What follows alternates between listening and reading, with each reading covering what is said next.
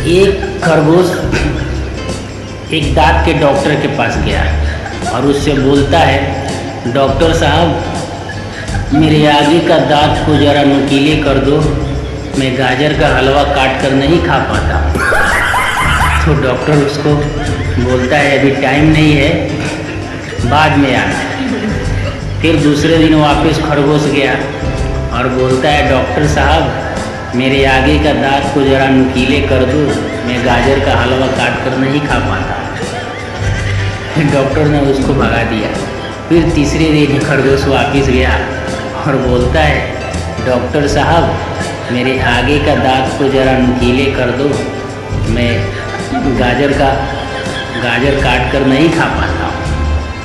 ये बात सुनकर डॉक्टर बोला, ये मुझे रोज़ रोज़ परेशान करता है, इसका कुछ करना पड़ेगा।